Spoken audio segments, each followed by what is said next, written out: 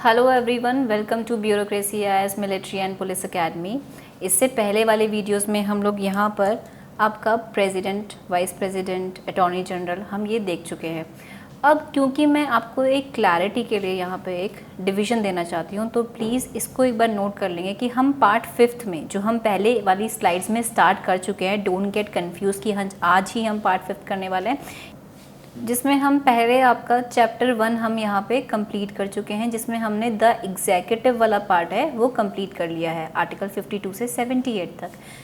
लेकिन मैं आपको एक क्लियर डिस्क्रिप्शन यहाँ पे देना चाहती हूँ कि यूनियन जो है पार्ट 5 में आर्टिकल 52 से 151 तक इसके अंदर किन किन चैप्टर्स में डिवाइडेड है, यह आपकी अंडरस्टैंडिंग को और ईजी बनाएगा। बेसिकली ये 5 चैप्टर्स में डिवाइड है। चैप्टर 1 द एग्जीक्यूटिव, जिसके अंदर आर्टिकल 52 से 78 हम देखते हैं। इनके अंदर मुझे president, vice president, prime minister, council of ministers, attorney general study करने को मिलते हैं। इसके बाद ये वाली स्लाइड्स जो हैं वो हम पहले वाली स्लाइड्स में कंप्लीट कर चुके हैं। इसके बाद चैप्टर 2 जो कि हम आज की वीडियो में स्टार्ट करने वाले हैं वो होता है हमारा पार्लियामेंट। पार्लियामेंट हमारा आर्टिकल 79 से 122 तक रहेगा।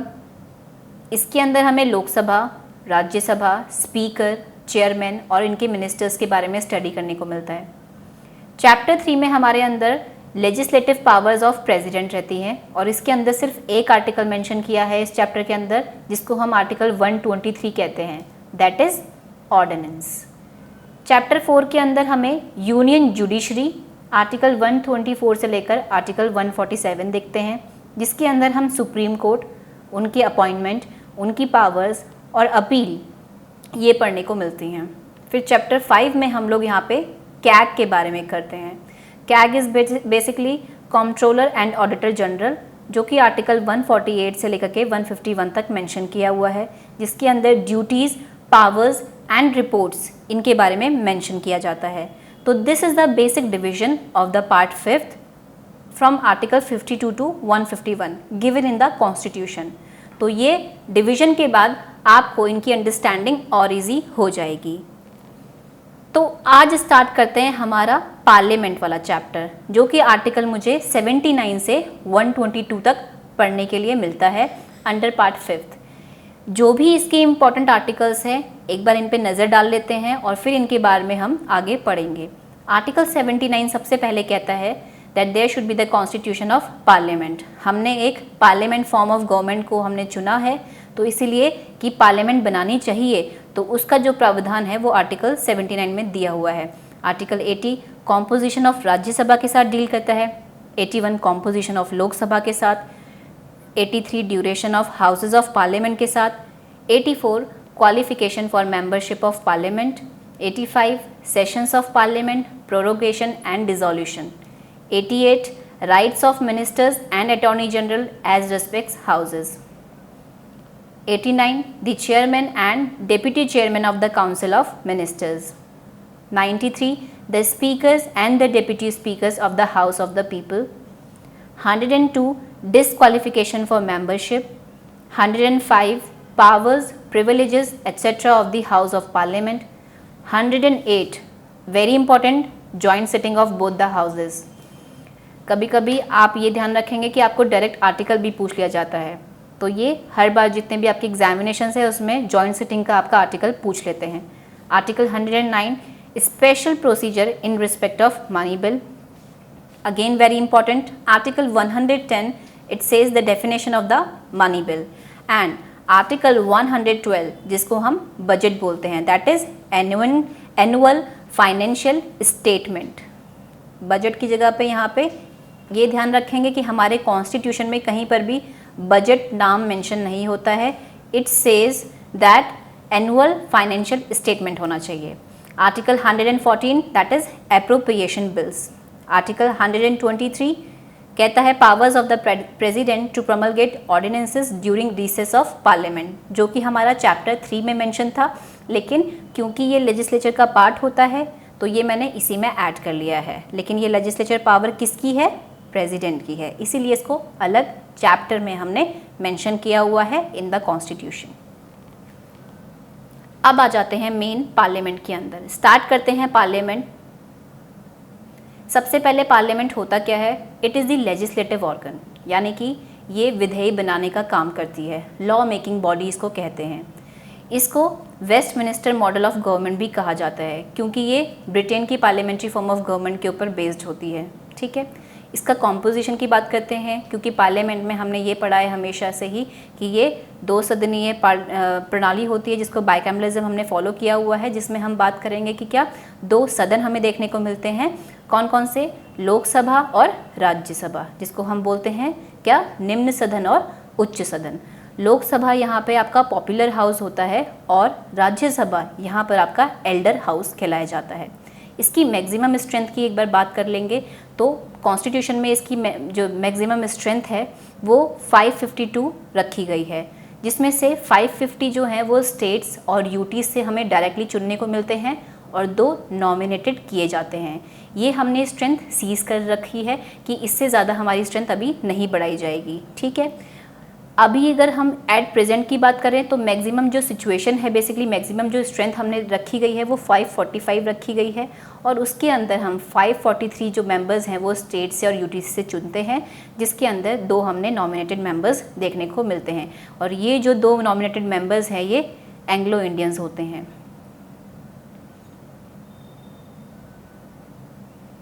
इसके बाद मैं आपको बाद में बताऊंगी यहाँ पे कि बेसिकली यहाँ पर हमने जो एंग्लो इंडियंस हमने चुनते हैं, ये हमने अभी फ़िलहाल के लिए हमारा जो 104th अमेंडमेंट एक्ट आया है तो उससे हमने ये जो यहाँ पे रिजर्व्ड सीट्स रखी थी एंग्लो इंडियंस के लिए वो हटा दी गई हैं। ठीक है, कॉम्पोजिशन में अगर राज्यसभा की बात करते हैं तो यहाँ पे कॉन्स्टिट्यूशन द्वारा 250 तक इनकी सीट्स क्या कर दी हैं? सीज कर दी हैं कि 250 सीट्स ही मैक्सिमम यहाँ पे दी जाएंगी, और जिसमें से 238 जो सीट्स है वो मेंबर्स होंगे कहाँ से? स्टेट से और यूटीज़ से। और उसके बाद हम 12 मेंबर्स यहाँ पे नॉमिनेटेड करते हैं। नॉमिनेट कौन करता है इनको? प्रेसिडेंट करता है। प्रेसिडेंट करता है कौन कौन से? इनके बेसिक हम बात करेंगे कि अलग अलग फील्ड्स में जो डिस्टिंक्ट फील्ड्स हैं वहाँ से इनको चुना जाता है। ठीक है, जैसे कि literature, arts, social science and basically आपका सोशल सर्विस में आपने अगर कुछ अच्छा काम किया हुआ है तो उन डिस्टिंक्ट फीचर्स से, उस डिस्टिंक्ट एरिया से प्रेसिडेंट यहाँ से नॉमिनेट कर सकता है। प्रेजेंट सिचुएशन की अगर हम बात करते हैं कि अभी हमने कितनी सीट्स यूज़ करी गई हैं तो हम 245 सीट्स हम मैक्सिमम स्ट्रेंथ रखते हैं, जिसमें से 233 जो हैं स्टेट से आती हैं और यूटीज़ से आती हैं, और 12 हमारी नॉमिनेटेड होती हैं जो प्रेसिडेंट नॉमिनेट करते हैं।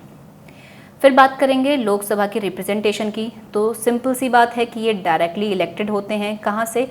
टेरिटोरियल कॉन्स्टिट्यूएंसीज़ को, यानी कि हमारे जो स्टेट्स हैं वो छोटे छोटे टेरिटरी कॉन्स्टिट्यूएंसीज में बांटे गए होते हैं, और इनके चुनने के लिए हमने यूनिवर्सल एडल्ट फ्रेंचाइज रखा हुआ है, यानी कि कोई भी इंसान जो यहाँ पे एक सिटीज़न है इंडिया का और वो 18 साल की उम्र से बड़ा होता है और उसका एज एन इलेक्टर यहाँ पे इलेक्टोरल रोल जो आते हैं उसमें उसका नाम लिखा हुआ है, तो वो यहाँ पे क्या कर सकता है? इसमें पार्टिसिपेट कर सकता है और वो वोट दे सकता है। उसके बाद एक चीज़ और मैं आपको बता दूं जो मैंने ऊपर भी मेंशन करी हुई है कि 104th अमेंडमेंट एक्ट जो है 2020 का, इन्होंने क्या कर दिया है? रिमूव कर दिया है reserve seats for the Anglo Indian community in Lok Sabha and state legislative assemblies as well. तो यहाँ पे जो हम 2 मेंबर्स जो हम नॉमिनेट करते थे एंग्लो इंडियन से और 1 सीट हम यहाँ पे रिजर्व रखते थे इन दी स्टेट लेजिस्लेटिव असेंबलीज, तो वो जो प्रावधान है वो हमने हटा दिया गया है by 104th amendment act. However हम SC और STs के लिए जो रिजर्वेशन रखते हैं उसको हमने दोबारा से इसी प्रावधान के द्वारा, इसी अमेंडमेंट एक्ट के द्वारा एक्सटेंड किया हुआ है। ठीक है, फिर बात करते हैं राज्यसभा की रिप्रेजेंटेशन की, तो यहाँ पे हमें इनडायरेक्ट इलेक्शंस देखे जाते हैं। कौन लोग इसमें पार्टिसिपेट करते हैं? By the elected members of the legislative assemblies, यानी कि जो भी लेजिस्लेटिव असेंबलीज के इलेक्टेड मेंबर्स हैं वो यहाँ पर वोट करते हैं राज्यसभा के रिप्रेजेंटेशन के लिए। और इसमें हमने प्रोपोर्शनल रिप्रेजेंटेशन की प्रणाली अपनाई हुई है bye means of single transferable vote. ठीक है, लोकसभा में first pass the post system apply होता है, जबकि यहाँ पर प्रोपोर्शनल रिप्रेजेंटेशन अपनाया गया है और वो भी सिंगल ट्रांसफरेबल वोट के द्वारा। और ये किसके ऊपर बेस करता है? This is based on the population. कौन कौन से यूटीज़ में हमें यहाँ पे रिप्रेजेंटेशन देखने को मिलता है? तो वो हैं Jammu and Kashmir, Delhi and Puducherry have the representation in the Rajya Sabha. ठीक है। इसके बाद हम ड्यूरेशन की बात करेंगे। तो ड्यूरेशन में इसमें लोकसभा जो है एक नॉट अ कॉन्टिन्यूइंग चैम्बर, यानी कि ये डिज़ोल्व हो जाता है हर 5 साल, ये अपने आप ही डिज़ोल्व हो जाता है। इनफैक्ट अगर कोई भी पार्टी जो मेजॉरिटी में है, जो रूल कर रही है, उसमें अगर मेजॉरिटी वो प्रूव नहीं कर पाती है तो यहाँ पे वो फिर भी अपने कार्यकाल से पहले ही डिज़ोल्व हो सकती है, ठीक है। तो इसीलिए इसको नॉट अ कंटिन्यूइंग चैम्बर बोलते हैं। इनका टर्म जो है 5 ईयर्स रहता है। और एक और चीज़ ध्यान में रखने वाली बात है कि during national emergency it can be extended to 1 year at a time. For suppose यहाँ पे अगर मेरी एक गवर्नमेंट बनी हुई है और उन्होंने 5 ईयर्स कंप्लीट कर दिए हैं और उन 5 ईयर्स के अंदर ही उन्होंने यहाँ पे नेशनल इमरजेंसी डिक्लेयर कर दी है, तो वो गवर्नमेंट जो है 1 साल के लिए एक्सटेंड कर सकती है। ये चीज़ आपको इंदिरा गांधी के रूल के टाइम पे देखने को मिली हुई थी, ठीक है। फिर बात करते हैं राज्यसभा की। तो इसको हम कंटिन्यूइंग चैम्बर कहते हैं, यानी कि ये कभी भी डिज़ोल्व नहीं होता। और सबसे पहले राज्यसभा हमारी 1952 में कॉन्स्टिट्यूट करी गई थी, ठीक है। एंड अगर ये डिज़ोल्व नहीं होता तो इनके मेंबर्स कैसे हम निकालते हैं और कैसे नए लोग चुनते हैं, तो इसके लिए हमने लिखा हुआ है कि 1/3 रिटायर्स एवरी सेकेंड ईयर। हर 2 साल में यहाँ पे 1/3 जो मेंबर है वो अपने आप ही रिटायर हो जाते हैं। लेकिन सबसे एक और बात जानने वाली महत्वपूर्ण बात ये है कि जो लोग रिटायर होते हैं वो दोबारा से री इलेक्शन के लिए और री नॉमिनेशन के लिए एलिजिबल होते हैं। अब बात कर लेते हैं क्वालिफिकेशंस की कि क्या क्या क्वालिफिकेशंस आपको चाहिए for the membership of the parliament. तो बहुत ही सिंपल है, he must be the citizen of India and he must make and subscribe to an oath. जो ओथ यहाँ पे दिलवाते हैं उनको ओथ लेनी पड़ती है। And he should not be less than 25 years in the case of Lok Sabha and 30 years in case of Rajya Sabha and he must possess some qualifications led by the parliament, ठीक है। यहाँ पे बोल रहे हैं कि कुछ क्वालिफिकेशंस, क्योंकि ये जो क्वालिफिकेशंस है ये कॉन्स्टिट्यूशन द्वारा बताई गई हैं, उसके बाद इनको कुछ और क्वालिफिकेशंस भी हैं जो पार्लियामेंट द्वारा रखी गई हैं, वो यहाँ पे कंप्लीट करनी चाहिए। बेसिकली जैसे कि आप ये बोल सकते हैं कि ही should be the इलेक्टर of any constituency जहाँ के लिए वो लड़ रहे हैं, यानी कि कोई भी स्टेट की कॉन्स्टिट्यूएंसी का उनको एक मेंबर होना चाहिए, यानी कि इलेक्टर होना चाहिए, उनका इलेक्टोरल रोल में नाम होना चाहिए। और दूसरा प्रावधान ये दिया गया है कि अगर वो किसी रिजर्व सीट्स के लिए लड़ रहे हैं तो उन रिजर्व सीट में बेसिकली वो उस कैटेगरी से बिलोंग करने चाहिए, तभी वो यहाँ पे उन रिजर्व सीट्स के लिए एलिजिबल होते हैं, ठीक है। उसके बाद बात करते हैं यहाँ पे वेरी इंपॉर्टेंट हमारे ऑफिसर्स के speakers and the chairman. Speaker हम बोलते हैं इन केस ऑफ लोकसभा और चेयरमैन हम बोलते हैं इन केस ऑफ राज्यसभा, ठीक है। कौन होते हैं ये? प्रिसाइडिंग ऑफिसर्स होते हैं, यानी कि आप कह सकते हैं कि उसके सभापति कहे जाते हैं। इनका मेन काम क्या होता है? Basically these are the principal spokesperson, maintains order and decorum. इसको आप कनेक्ट कर सकते हैं जैसे कि कोई क्लास है, उस क्लास का जो मॉनिटर होता है, जो काम एक मॉनिटर का होता है in the absence of a teacher, just like that यहाँ पे ये भी एक मॉनिटर का काम करते हैं कि वहाँ का डेकोरम और ऑर्डर मेंटेन करें। और प्रिंसिपल स्पोक्स पर्सन होते हैं, एडजर्न्स और सस्पेंड करते हैं कोई भी मीटिंग को। ये दो जो पॉइंट है इनको प्लीज़ आप नोट कीजिएगा कि he only adjourns and suspends the meeting. इसको हम आगे देखेंगे कि एडजर्न्स और सस्पेंस होता क्या है, और इसको हम डिफ्रेंशिएट करेंगे कि आप अगर यहाँ पे प्रोरोगेशन बोल रहे हैं तो उसमें क्या अंतर है, ठीक है। फिर हम बात करेंगे मीटिंग डज नॉट, और वेरी इंपॉर्टेंट थिंग कि he does not vote in the first instance, यानी कि वो कभी भी पहली बारी में वोट नहीं करते हैं। इनके पास एक बहुत इंपॉर्टेंट फीचर होता है जिसको हम बोलते हैं या पावर होती है कास्टिंग वोट। कास्टिंग वोट का मतलब ये है कि अगर ये तभी वोट करेंगे जब कभी यहाँ पे टाई होता हुआ दिखता है। फॉर एग्जांपल अगर यहाँ पे एक सदन के मेंबर्स में, यहाँ सदन के मेंबर्स बैठे हुए हैं और 50 लोगों ने हाँ बोला है और 50 लोगों ने ना बोला है, तो यहाँ पे टाई हो जाएगा, वो बिल पास होगा या नहीं होगा, तब उस इंस्टेंस में यहाँ पे ही कैन वोट। बेसिकली उससे पहले इनके पास वोट का राइट नहीं होता है, तो ऐसे वोट के लिए इनको कास्टिंग वोट कहा जाता है, ठीक है। अब रिमूवल की भी बात करेंगे तो he is removed by the effective majority. जब आप अपनी बुक्स पढ़ेंगे तो उसमें आपको बाय दी देन मेजोरिटी लिखी होगी, तो दी देन मेजोरिटी जहाँ पर भी आपकी लिखी होगी तो ध्यान रखेंगे उसको हम इफेक्टिव मेजोरिटी कहते हैं। इफेक्टिव मेजोरिटी हम ये बोलते हैं कि जितनी टोटल नंबर ऑफ सीट्स है minus the vacancies of that house, यानी कि आप उसकी टोटल स्ट्रेंथ में से जितनी आपकी वैकेंसी है उनको माइनस करने के बाद वो जो मेजॉरिटी आएगी, फिर 50+1 करेंगे, उसको हम इफेक्टिव मेजॉरिटी कहते हैं। ठीक है, और ये जो पॉइंट्स मैंने ऊपर लिखे हैं ये दोनों में कॉमन है, यानी कि ये स्पीकर का काम भी रहता है और ये चेयरमैन का काम भी रहता है। ये दोनों ही इफेक्टिव मेजॉरिटी द्वारा रिमूव करे जाते हैं और इन दोनों के पास ही कास्टिंग वोट रहता है और यही दोनों ही ऑर्डर और डेकोरम मेंटेन करते हैं। उसके बाद इनकी जो सैलरीज होती है, ध्यान रखेंगे, these are charged on the consolidated fund of India, यानी कि ये मूव्ड नहीं होती हैं, ये चार्ज होती हैं, यानी कि ये कहीं ना कहीं आप कह सकते हैं कि ये इंडिपेंडेंस ही दिखाता है इन दो सदनों की, क्योंकि आप यहाँ पर मनमानी नहीं कर सकते हैं। मतलब इनकी जो सैलरीज है वो डिस्कस नहीं करी जाती हैं, सीधे ये आप कह सकते हैं सीधे ये चार्ज कर दी जाती है, सीधे वोट कर दी जाती है, इनके ऊपर डिस्कशन नहीं होता है। इसके बाद हम बात करेंगे डिफरेंसेस की कि क्या क्या डिफरेंसेस है स्पीकर और यहाँ पे चेयरमैन में।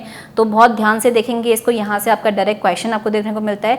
Speaker is elected amongst the members, जबकि हम यहाँ बात करेंगे कि क्या स्पीकर जो होता है वो अपने ही मेंबर्स द्वारा चुना हुआ जाता है, यानी कि लोकसभा के मेंबर्स द्वारा ही चुना जाता है। जबकि हम बात करेंगे किसकी, अगर हम बात करेंगे चेयरमैन की, तो चेयरमैन क्या कहलाता है, he is the basically vice president is the x official chairman of Rajya Sabha, यानी कि जैसे ही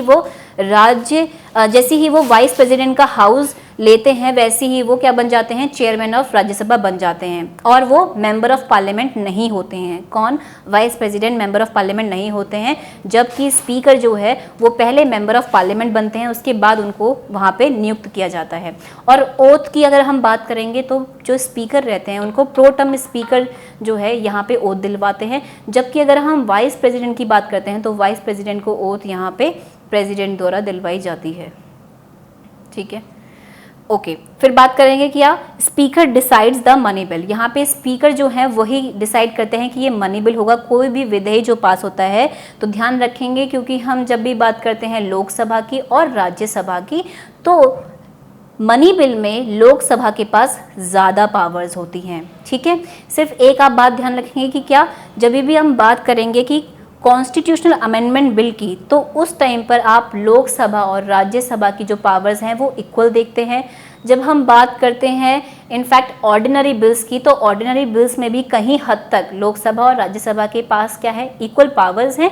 लेकिन जब ऑर्डिनरी बिल पास नहीं होता तो उसमें अगर कोई भी तरीके का यहाँ पे आप कहते हैं कि निष्कर्ष नहीं निकल पाता, डेडलॉक बन जाता है, तो वहाँ पर हम जॉइंट सिटिंग बुलाते हैं। तो जॉइंट सिटिंग के बाद आप ये कह सकते हैं कहीं ना कहीं, क्योंकि उसको प्रिसाइड लोकसभा करती है और दूसरी बात मेंबरशिप लोकसभा की ज़्यादा रहती है, तो वो कहीं ना कहीं लोकसभा के हक में जाता है। इसलिए आप कैसे सिंगल अगर आप कोई फिनोमेना लेंगे या कोई ऐसा बिल लेंगे तो सॉरी, तो कॉन्स्टिट्यूशनल अमेंडमेंट बिल में ही हमारा क्या रहता है, क्योंकि उसमें आप जॉइंट सिटिंग नहीं बिठाते हैं, आपके पास दोनों के पास ही बराबर पावर्स रहती हैं।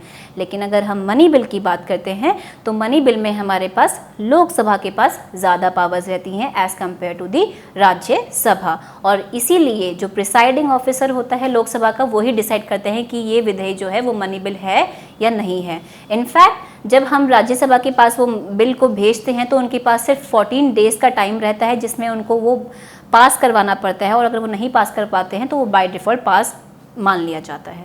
ठीक है, हाँ एक चीज़ है, जब हम ऑल इंडिया सर्विसेज की बात करते हैं तो वहाँ पर आप देख सकते हैं कि राज्यसभा के पास ज़्यादा पावर्स होती हैं एज़ कम्पेयर टू लोकसभा। इस पॉइंट को भी आप दिमाग में रखेंगे। फिर बात करते हैं कि हमने जैसे बोला कि he heads the joint sitting called by the President of India. Second thing is क्या, speaker has a vote in first sitting. Very important thing है कि जब भी हम यहाँ पे रिजोल्यूशन पास करवाते हैं for the removal of the speaker और द चेयरमैन, तो स्पीकर के पास एक यहाँ पे वोट देने का राइट होता है इन हिज फर्स्ट इंस्टेंस या फर्स्ट सिटिंग में वो वोट कर सकते हैं जो रिमूवल रेजोल्यूशन जब पास करवा रहे हैं। जबकि अगर हम बात करेंगे चेयरमैन की, तो चेयरमैन के पास ये वोटिंग राइट नहीं होता है, यानी कि वो सिर्फ वहाँ पे प्रोसीडिंग में बैठ सकते हैं, उसका हिस्सा बन सकते हैं, लेकिन वो वोट नहीं कर सकते। स्पीकर वहाँ पे वोट कर सकते हैं। इसी के साथ अब हम यहाँ पे सेशंस ऑफ द पार्लियामेंट की बात करेंगे। Very important, sessions of the parliament के बारे में हम यहाँ पे पढ़ लेते हैं। India does not have a fixed parliamentary calendar bye convention, यानी कि कॉन्स्टिट्यूशन ने कोई प्रोवाइड नहीं करवाया हुआ है, लेकिन बाय कन्वेंशन हमारे 3 सेशन यहाँ पे दिए गए हैं एक साल में। कौन कौन सी सेशन है, बहुत ही इंपॉर्टेंट है ये। हमारा बजट सेशन होता है, उसके बाद हमारा मॉनसून सेशन होता है और विंटर सेशन होता है। जो सबसे बड़ा सेशन होता है उसको बजट सेशन बोलते हैं। स्टार्ट हो जाता है आपका जनवरी से लेकर के और एंड होता है ये अप्रैल तक, फर्स्ट वीक ऑफ मई तक।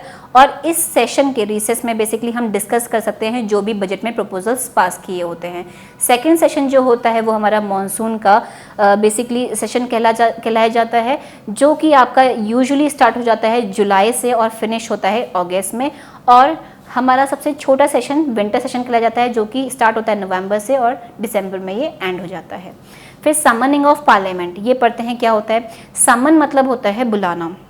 तो basically summoning is the process of calling all members of the parliament to meet, है ना, बुला रहे हैं मिलने के लिए।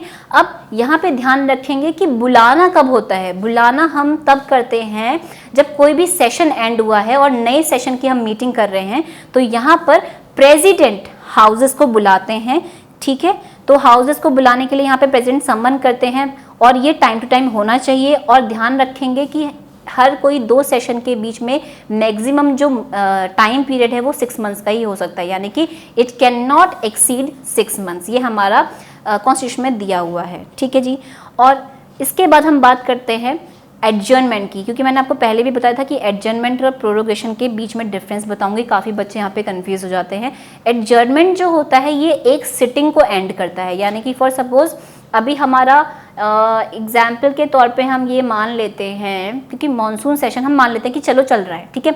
हमने माना कि मॉनसून सेशन वैसे ख़त्म हो चुका है, लेकिन चलो मान लेते हैं कि हमारा अभी मॉनसून सेशन चल रहा है। अब जब मॉनसून सेशन चल रहा है तो डेली हम बैठते हैं, हमारी एक सिटिंग ख़त्म होती है। तो एक सिटिंग ख़त्म करने के लिए हम कहते हैं ना कि आज की सभा यहीं समाप्त होती है, कल हम फिर दोबारा मिलेंगे। तो यहाँ पर एडजर्नमेंट का मतलब ही यही होता है कि आज की सभा यहीं समाप्त होती है और फिर उसके बाद कल हम किस समय पर मिलेंगे, किस टाइम पे मिलेंगे, वो एडजर्नमेंट कहलाता है। तो इसको करने की जो पावर रहती है वो प्रिसाइडिंग ऑफिसर के पास रहती है, यानी कि वो चेयरमैन और स्पीकर कर सकता है, ठीक है। तो adjournment terminates the sitting of the house which meets again at the time appointed for the next sitting.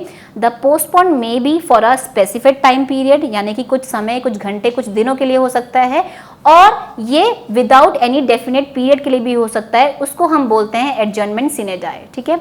जब ये बिना किसी स्पेसिफाइड टाइम के लिए और बिना स्पेसिफाइड डेट के बताया जाता है और एडजर्न कर दिया जाता है तो उसको एडजर्नमेंट सिने डाए कहते हैं। और इसके बाद यहाँ पर कैबिनेट जो है या काउंसिल ऑफ मिनिस्टर्स जो है वो प्रेसिडेंट को बोल देते हैं कि आप इस सेशन को यहीं प्रोरोग कर दीजिए। जब एडजर्नमेंट सिने डाए जब यहाँ पे स्पीकर दे देते हैं तो उसके बाद जनरली ये होता है कि उसके बाद प्रेसिडेंट यहाँ पे प्रोरोग कर देते हैं उस हाउस की मीटिंग को। तो प्रोरोगेशन क्या होता है, इसे समझ गए होंगे कि prorogation is the end of a session, यानी कि कोई भी जो सेशन तीनों चल रहे हैं ना उसमें ये एंड करता है।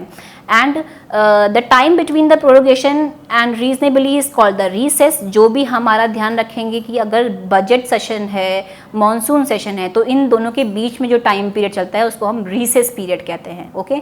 Prorogation is the end of the session and not the dissolution of the house. ये ध्यान में रखेंगे कि ये सिर्फ सेशन का एंड होता है, डिसोल्यूशन नहीं हो रहा है इन केस ऑफ लोकसभा। और जबकि हमें पता है कि राज्यसभा कैसा है, एक डिसॉल्व नहीं होने वाला हाउस है, यानी कि वहाँ पे मेंबर्स रिटायर होते हैं, डिसॉल्व नहीं होते हैं। फिर बात करते हैं क्वारम की, very important thing. Quorum refers to the minimum number of the members required to be present for conducting a meeting of the house. The Constitution has fixed 1/10 strength as quorum for both Lok Sabha and the Rajya Sabha. Basically, thus to conduct a sitting of Lok Sabha, there should be at least 55 members present, while to conduct a sitting of Rajya Sabha, there should be at least 25 members at present. आप ये लोग समझ गए होंगे, बहुत easy सा concept है। Quorum क्या होता है कि कम से कम फॉर मुझे सपोज मुझे कोई क्लास चलानी है, तो मुझे कोई क्लास चलाने के लिए कम से कम इतने बच्चे होने चाहिए कि मैं नया कॉन्सेप्ट पढ़ा सकूं, राइट। सिमिलरली अगर हम यहाँ पे सदन की बात करते हैं, हाउस की बात करते हैं, तो ये बोलता है संविधान में, इसमें अंडर आर्टिकल 100 आप ध्यान रखेंगे क्वारम में दिया हुआ है कि क्या कम से कम 1/10 मेंबर्स जो है उस टोटल स्ट्रेंथ के प्रेजेंट होने चाहिए, तभी मैं यहाँ पर क्या करूँगा, आपकी मीटिंग को स्टार्ट करूँगा। और ये किसकी जिम्मेदारी होती है, ये स्पीकर की या चेयरमैन की जिम्मेदारी होती है कि वो कोई भी मीटिंग को स्टार्ट करने से पहले वहाँ पे देख ले कि हमारा क्वारम है या नहीं है, ठीक है जी। और इसके लिए बताया हुआ है कि अगर आप कम से कम लोकसभा में अगर 1/10 निकालते हैं तो 55 मेंबर्स होते हैं, और अगर हम राज्यसभा में निकालते हैं तो 25 मेंबर्स होते हैं। इसके बाद हम बात करेंगे लीडर्स इन द पार्लियामेंट की। बहुत इजी सा कॉन्सेप्ट है, देखिए जी इसको। लीडर ऑफ द हाउस कौन कहलाया जाता है, जिसको हम प्राइम मिनिस्टर बोलते हैं।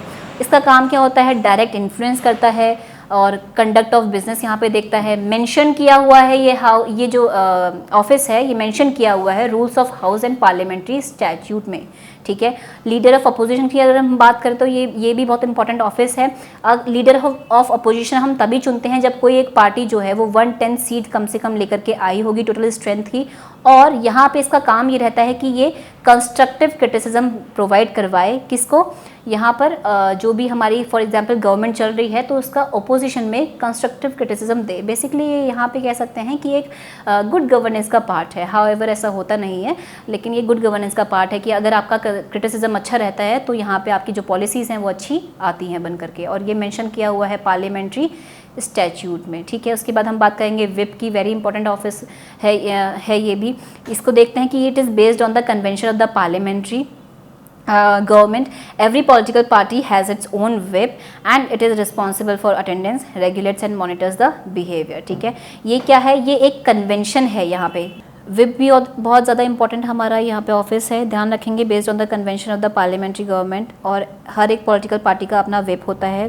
ध्यान देने वाली बात ये है कि कॉन्स्टिट्यूशन में डिफाइन नहीं दिया हुआ है और ना ही रूल्स ऑफ हाउस और पार्लियामेंट्री स्टैट्यूट में दिया हुआ है।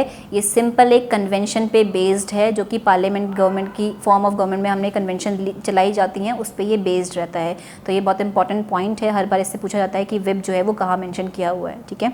और ये किस लिए रिस्पॉन्सिबल होता है, ये हर एक पॉलिटिकल पार्टी का अपना एक विप होता है जो कि डिसाइड करता है, क्या रिस्पॉन्सिबल रहता है अटेंडेंस के लिए, रेगुलेट करता है और मॉनिटर करता है हर किसी पार्टी के लोगों का बिहेवियर, क्योंकि आप अपनी पार्टी के अगेंस्ट नहीं जा सकते हैं। तो यहाँ पे ये इसीलिए विप करा जाता है कि अगर आपने विप फॉलो करना होता है, आपने जो भी आपकी पार्टी ने बोल दिया तो आप चाहे उस पर एग्री नहीं करते हैं, लेकिन फिर भी आपको वो चीज़ एग्री करनी पड़ती है, ठीक है। फिर बात कर लेंगे devices of the parliamentary proceeding. सबसे पहला डिवाइस हमें यहाँ देखने को मिलता है क्वेश्चन आवर। क्वेश्चन आवर जो होता है हमारा सबसे पहला आर होता है किसी भी सिटिंग का। इसके अंदर हमारे 3 क्वेश्चंस रखे जाते हैं। कौन कौन से 3 questions, starred, unstarred and short notice question.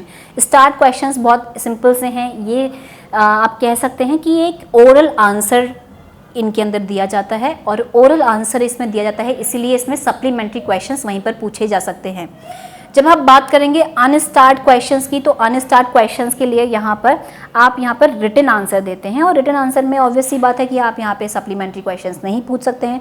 Short notice questions जो है आपको 10 डेज से कम यहाँ पे आंसर देना चाहते हैं, और यहाँ पे ओरली आंसर आप दे सकते हैं, ठीक है। उसके लिए आप रिसर्च वर्क जो भी आपको करना है वो आप कर सकते हैं। फिर बात करते हैं नेक्स्ट डिवाइस की, 0R की। 0R जो है यहाँ पे ये भी रूल्स में मेंशन नहीं किया गया है, ये भी हमारी एक इंडियन इनोवेशन है, ठीक है।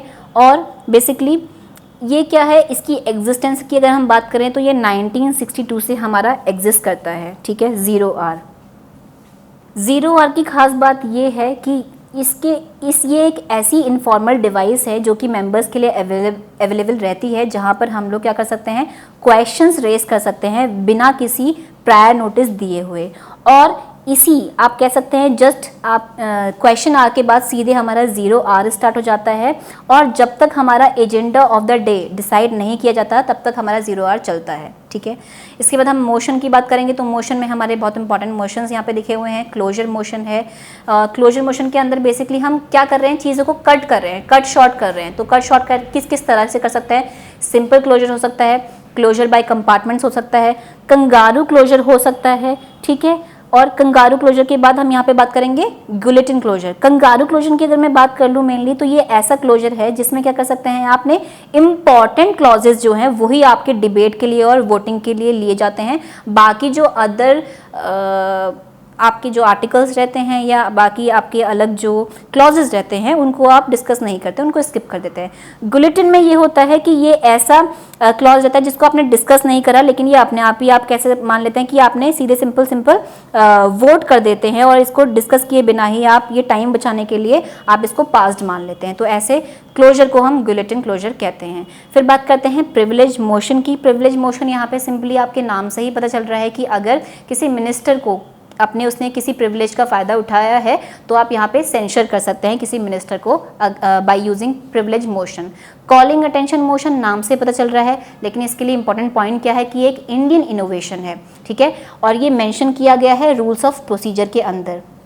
और ये किसी भी इम्पॉर्टेंट, आपको लगता है कि कोई भी ऐसा इम्पॉर्टेंट एस्पेक्ट है जिस पर आपका क्या है पब्लिक इम्पॉर्टेंस के लिए आपको डिस्कस करना है और यहाँ पे आप स्टेटमेंट चाहते हैं अपनी गवर्नमेंट से, तो आप यहाँ पे कॉलिंग अटेंशन मोशन को स्टार्ट कर सकते हैं।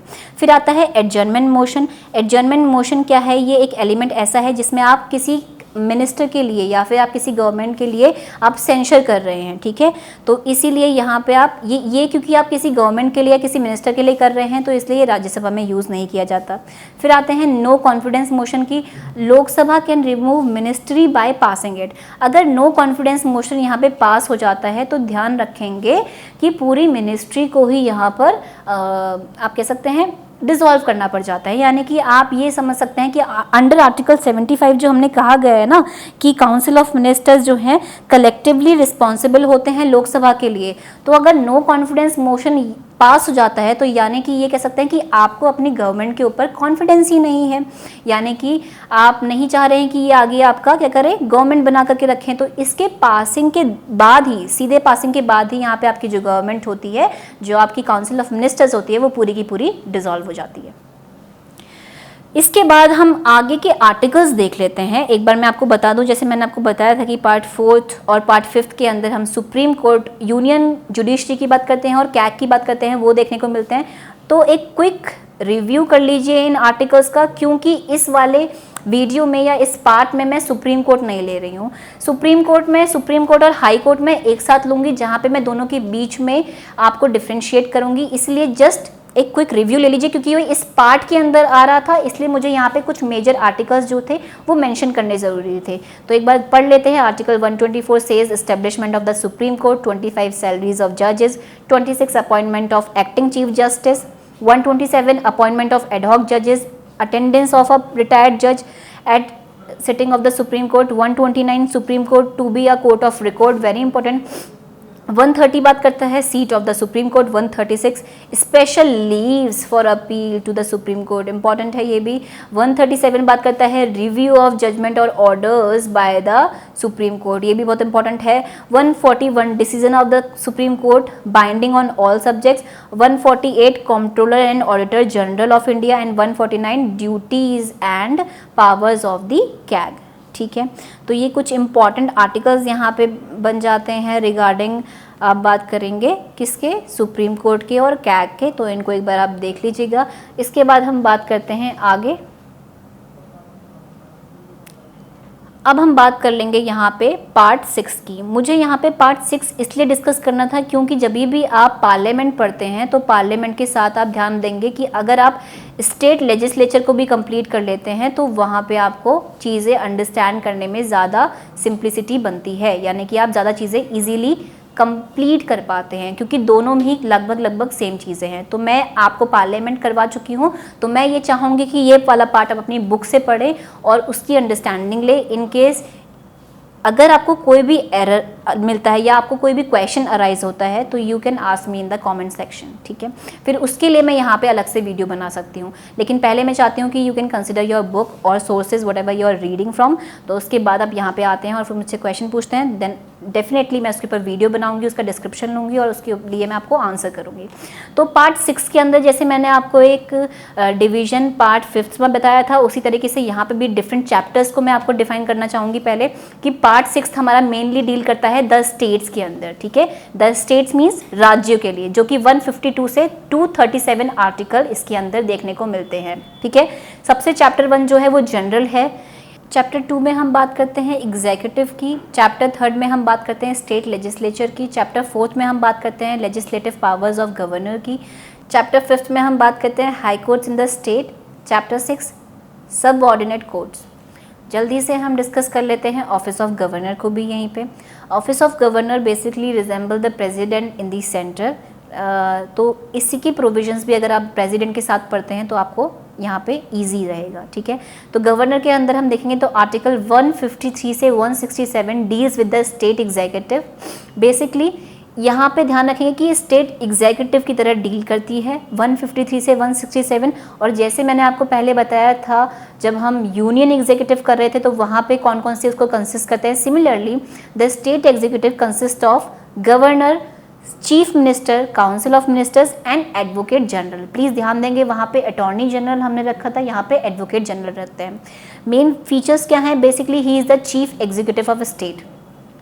वहाँ पे हमने कैपिटल स्टेट लिखा हुआ था जस्ट बिकॉज फॉन्ट यहाँ पे सब कैपिटलाइज है, डोंट गेट कंफ्यूज्ड। स्टेट जब हम कैपिटल एस बनाते हैं state that means a country, but अगर हम बात करते हैं स्मॉल एस की तो यहाँ पे हम स्टेट्स मतलब राज्यों की बात करते हैं। तो he is the chief executive of state and he acts as an agent of the central government, यानी कि ये एजेंट की तरह काम करते हैं सेंट्रल गवर्नमेंट की, ठीक है।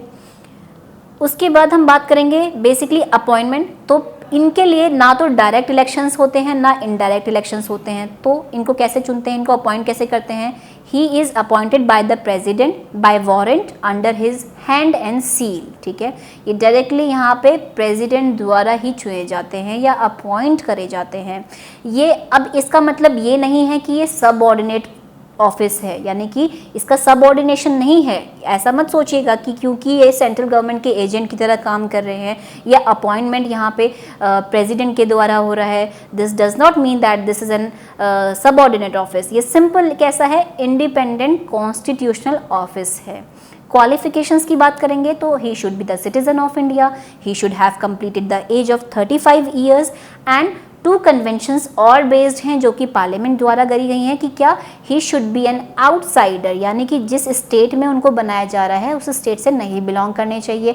अब क्योंकि ये कॉन्स्टिट्यूशन में नहीं दी हुई है तो ये हर बार वॉयलेट होती है, ये फॉलो नहीं होती है, ठीक है। लेकिन ये हमने क्यों करा हुआ है, क्योंकि एक्चुअली क्या है ना, ये समझेंगे चीफ मिनिस्टर भी हैं उस स्टेट के और अगर गवर्नर भी उसी स्टेट के होते हैं तो कहीं ना कहीं जो गवर्नर वाला ऑफिस है ना, तो यहाँ पे आप कह सकते हैं दोनों के बीच में फ्रिक्शन आ जाती है पावर्स को लेकर के, ठीक है। मैं बड़ा हूँ या मैं बड़ा हूँ वाली चीज़ यहाँ पे आने लग जाएगी। तो इसीलिए पॉलिसीज़ इंप्लीमेंट करने में या फिर आप कह सकते हैं एक वर्किंग में यहाँ पे गवर्नमेंट की यहाँ पे दिक्कत आ सकती है। इसीलिए हमने ये प्रावधान चुने हुए हैं, ये लगाए गए हैं बाद में कि जो गवर्नर है वो आउटसाइडर होना चाहिए ताकि वो अपने एरिया से जो उनको जुड़ाव है या लोकल पॉलिटिक्स में उनको बढ़ने का जो कह सकते हैं जो मतलब उनकी जो चाहत है वो ना हो, बेसिकली समझ में आया।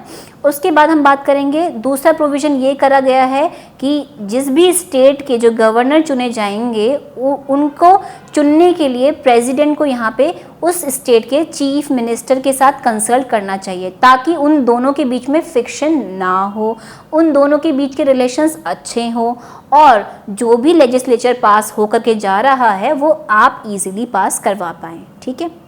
उसके बाद हम बात करेंगे that he is not a member of either house, क्योंकि वो क्या है, दोनों ही हाउस के मेंबर नहीं होते, यानी कि उनको एमएलए नहीं बनना होता है।